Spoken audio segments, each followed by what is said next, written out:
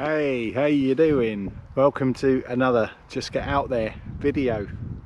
And guess what? I've just got out there. Another completely, totally random trip.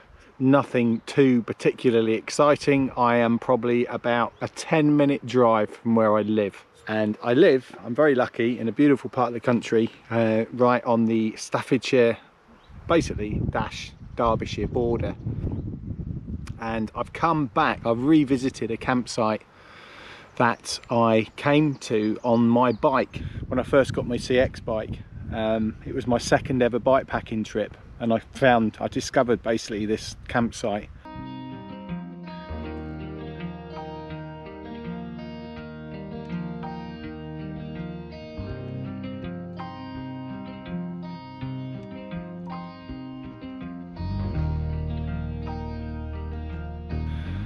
It's an absolute gem, and I'm going to be really mean and not tell you where it is because I want it to continue to be a gem. I don't want it to become inundated, because it really would do if people knew where it was and how beautiful it was. So yeah, and I've just randomly I've just done my shopping in a local town, and on my way back, and I just suddenly saw the turning, and I thought, hang on a minute, it's a beautiful day, temperature's lovely, it's not boiling, it's not hot by any stretch of the imagination, but it's been about sort of 19-20 today, but you know, relatively clear skies. There's going to be a lovely sunset, there's going to be stars out later, and I just thought it's going to be a lovely night for a random impulsive camp. So here I am.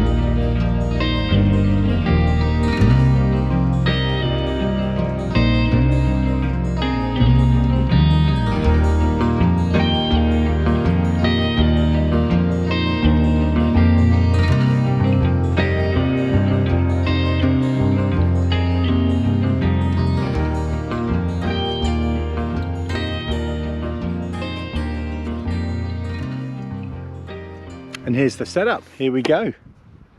I've come out with the base camp, as I like to call it. It's my Vango 400. And I'm just going to do a little bit of a talky bit really, with regard to why I love this tent so much. And the whole idea of camping, I want to kind of reinvent, no, not reinvent, I'm never going to reinvent camping, but I want to kind of resell it to people. Because it's occurred to me that a lot of people, when you mention camping, they just automatically shudder at the thought of queuing for toilets, sort of very unclean, sort of unsanitary places, mud, wind, rain, just a generally not the most pleasant experience. And I so do get that. That is, at the end of the day, what makes camping so unique. All of those ingredients, if you haven't experienced that at any time camping, you haven't lived. But this is the trouble. I think perhaps people have been out and experienced that, and that is their sole sort of memories of camping, perhaps with the parents as children or whatever, and just thinking, God, no, that's not for me. But you know what, it doesn't have to be like that. You don't have to be on a busy site, you know, queuing for toilets. And if you find the right campsite, you're prepared enough, you get the right equipment, it can be an extremely pleasurable, wonderful experience. And I want to try and show you how that can be. So just bear with me on this one, okay? People that have seen my videos will know that I've basically started off, it's all started with midlife crisis guy, and it was all kind of mountain biking. That's how I really first started to just putting videos together, really.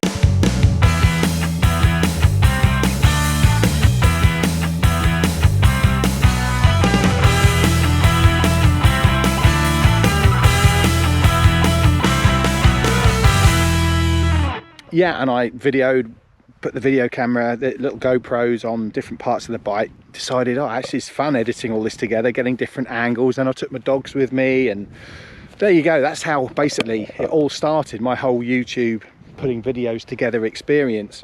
And then some friends of mine got together and we decided to go on, have a go at this sort of camping. Wild camping was this incredible concept that I'd really never even considered before, and went out and absolutely loved it, you know. And combined with that, as you get on a little bit later in life, dare I say this, I mean, I think it's becoming more and more common for younger people to do it as well, but basically hiking and hill walking and all those things that, you know, perhaps teenagers and sort of yawn at the prospect of, but perhaps it's just me, it's at that right time of life really that, you know, I've just really embraced this whole thing of like just getting outside and really appreciating the outdoors.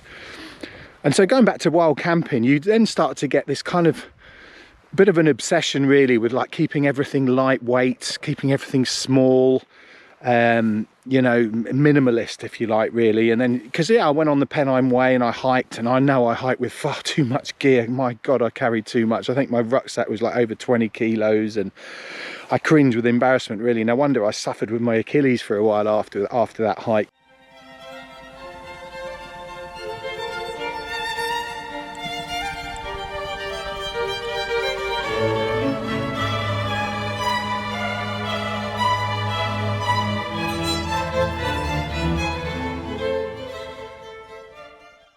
But what an amazing time, and I've loved all the wild camping, and I'm still going to do it. It's not like I've shut the door on that chapter.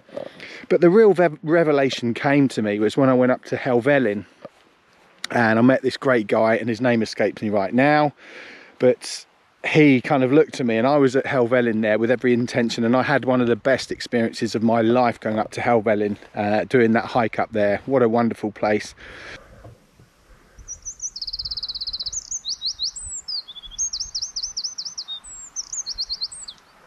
What a beautiful song.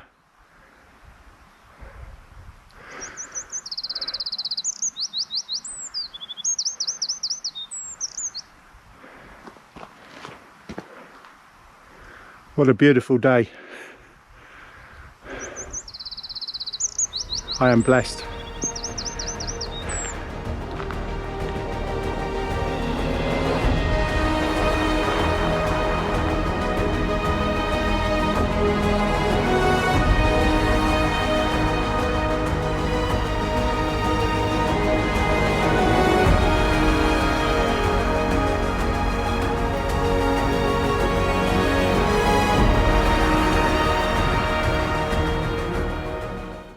But I stayed, I basically drove onto this campsite, established campsite, paid to stay there. There's no wild camping or anything.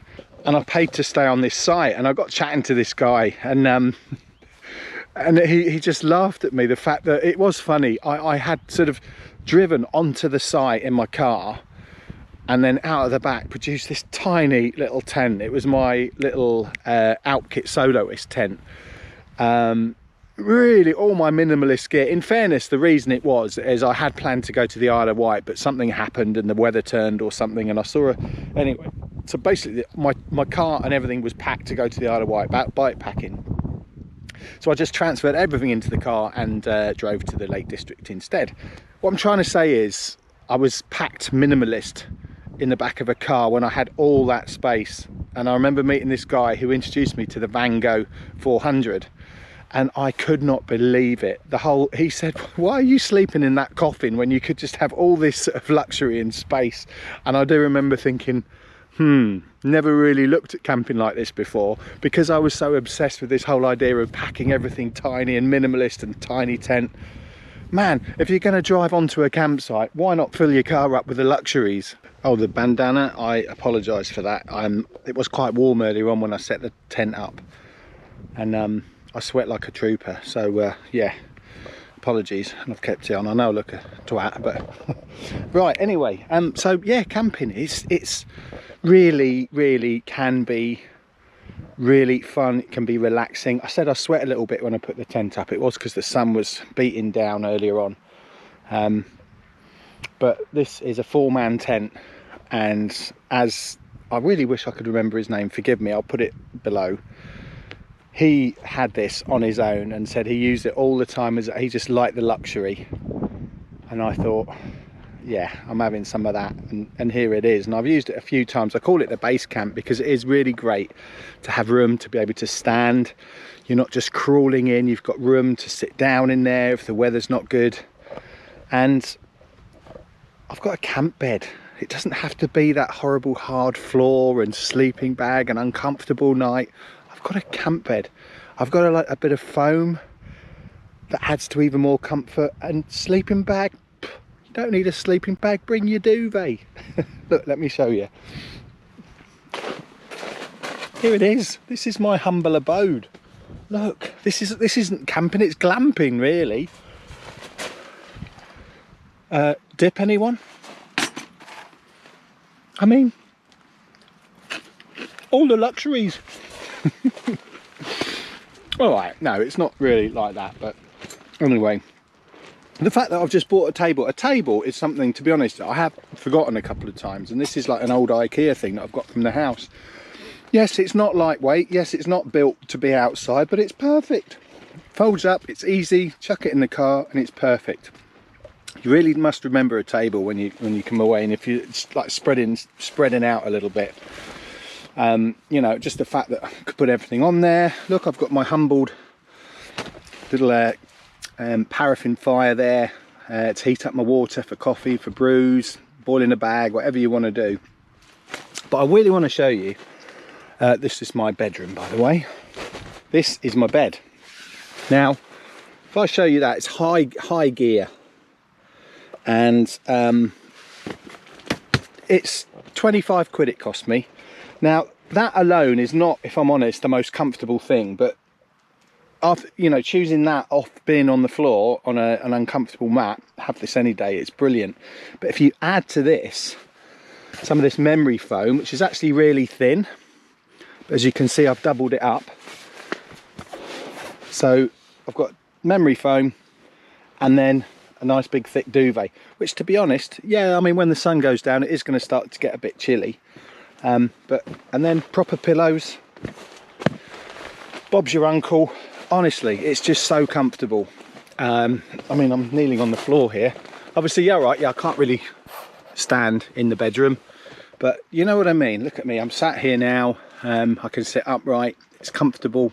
I just can't begin to tell you and try and encourage people that camping doesn't have to be that sort of uniform, miserable, muddy, you know.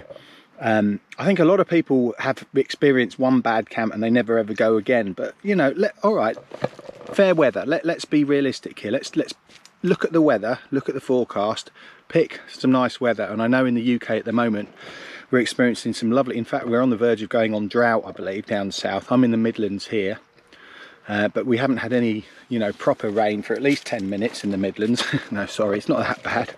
But I know the south's really suffering down there.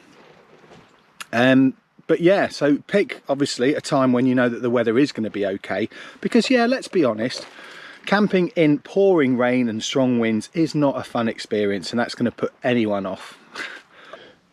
Trust me, I've been there and I've done that. And in fact, quite recently I had an amazing night out camping somewhere. It's in Devon, actually, North Devon, and watched the sunset over the North Devon coastline. It was possibly one of the most picturesque, beautiful camping experiences I think I've ever had.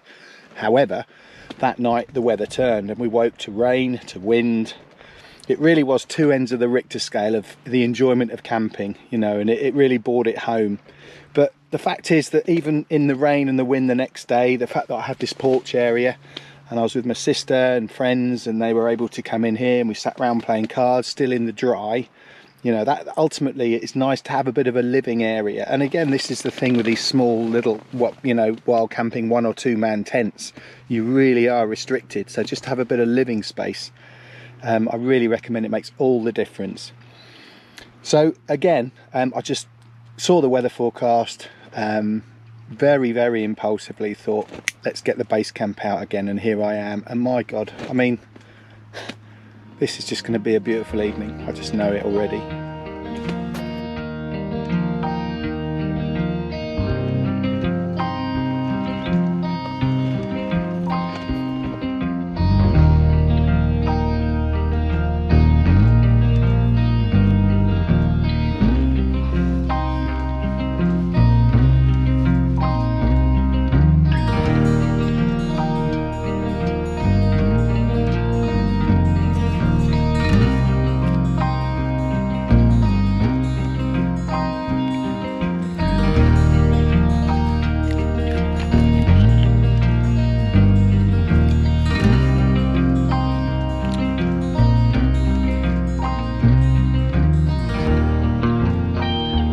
Really good thing about avocado pear is it is not fattening at all.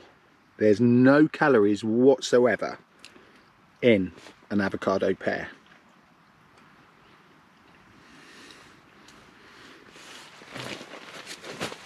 It just kind of adds to the enjoyment, knowing that it won't do anything to my waistline. Oh man, can I just say, if you're watching this and you've never actually eaten avocado, because it's amazing the amount of people that haven't, oh, they're beautiful. Just eating them like this, really good. I can't describe it, they're quite unusual, but I'm not going to eat the other half, that would be greedy.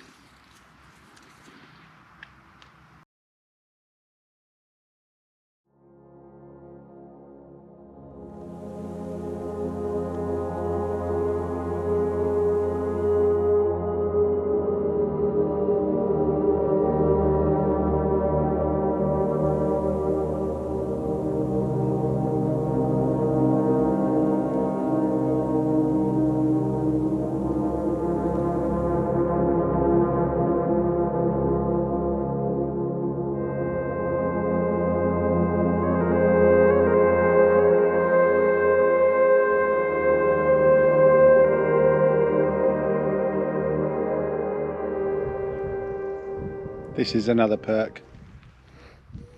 This is one of those beautiful parts of camping where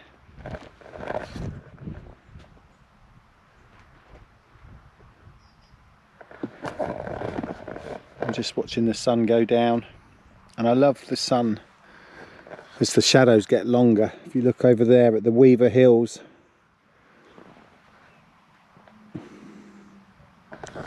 I've loved being sat here just watching the way the shadows get longer and longer over the hills. So if you're at a campsite now where there's just rows and rows of tents and people and noise and music playing and oh nah, no thank you. But the fact that, like I said, if you specifically get a bit careful about where you go, if you choose carefully, and I've found this wonderful isolated spot, and yep, there's a couple of young ladies over there, but not exactly, you know, yeah, they're my neighbours, but there's been no music. Haven't heard a peep from them. This is just idyllic. This is what it's all about. And I'm again always excited about a nice clear sky, because yes, the temperature's going to drop, but also the stars will come out to play. So I'll get the old GoPros on and try and get some more astro pictures done. I haven't brought my DSLR with me today. I'm a bit gutted actually, I should have done. But the GoPro still does a pretty good job of nighttime photography. And I always like to get a shot of the tent in the dark as well with the light in it. Don't know why. I've got loads of pictures of that, but I do still like to get that. But yeah, the sun is fading, so we're going to have a nice orange sky soon. But yeah, you know, just if you're thinking about camping and you just don't, give it another thought. Just put a bit of thought into it. You know, get a comfortable tent, get somewhere comfortable to sleep, maybe even a camp bed, then you're off the floor. It's a lot more comfortable. If you get a better night's sleep, obviously everything's a lot better, isn't it? And then just be choosy as to where you go.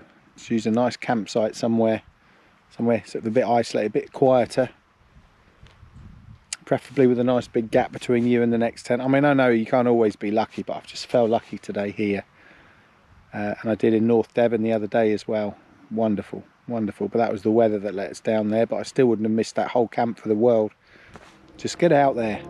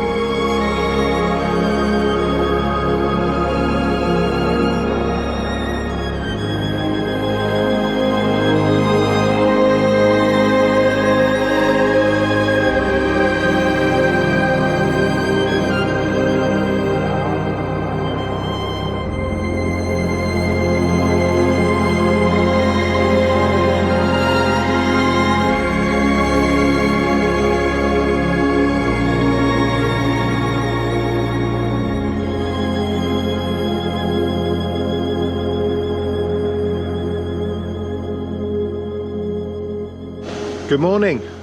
Excuse the state of me. I slept like a brick. I really did sleep like a brick. And just to, you know, people that say, oh, I don't sleep when I'm going to go camping. I did.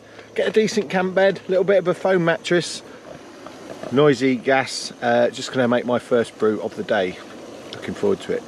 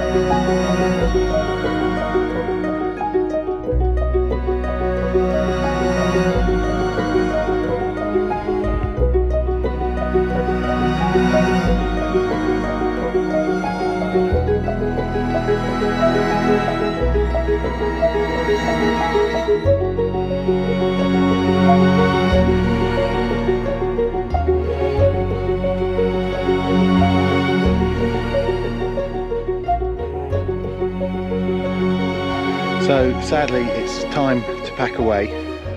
Had a wonderful night last night, watching the sunset and then just doing a little bit of stargazing. In fact, I stargazed for ages. It was just wonderful. It did get quite chilly, but then, as I said, when I woke this morning it was a definitive, and I woke under my duvet. I thought, oh, push the duvet off. It was really, you can notice a rise in temperature, so I think it's going to be a warm one, and I think the forecast says we're in for another bit of a warm spell really.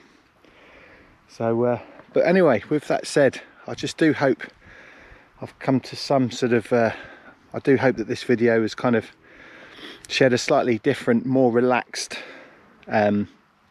aspect of camping. You know, it doesn't have to be all, you know, all the, as we always normally think of, the normal, you know, mud, rain. You know, obviously I'm so aware the weather makes such a big difference. So my recommendation is, you know, there's no harm in being a fair weather camper. But obviously, yeah, you just do need to wait for the appropriate weather, really. But then there is something pretty special about listening to the rain patter on the canvas as well. That's very relaxing as well. So yeah, but anyway, either way, just if you've kind of ummed and ahed about it, just think carefully about what you're doing, the equipment you choose, the equipment you use. You know what, I reckon you'll enjoy it. It's lovely. It's good to get out. Just what is the appeal of it? This is the question as well. And I often wonder this, and I just think it is that break from the norm. It's that break of the monotony of going in, of putting your kettle on, you know, having your food or whatever, just jumping in front of the TV. It just breaks all that, all the norms of day-to-day life. And just the fact, one, you're outside, you start to hear things, you hear animals, you hear the wind rustling, the grass rustling from the wind, you hear bird song, it's the smells, if you're on a farm. And you just look at life slightly differently. It's like changing gear. You take a step back a little bit, and I really think that's important, especially with life the way it is at the moment. Inflation, prices going up, wars, oh my goodness me. You know, this sort of post-COVID era, it really is quite, you know, it really is going to go down. I think, you know, we're just on the verge of a huge recession, and the outlook looks pretty bleak at the moment, really. And I think all the more reason to just think to yourself, you know what, this weekend or whatever, the weather's looking good, let's just disappear, get away from the norm. I mean, yeah, I've bought my phone, but I use it for a lot of photography as well. But you know what, try not to go on your phone so much. I'm the worst for that, I admit fully. Get away from it all, get away from the news, get away from everything, get away from work. Just get out there.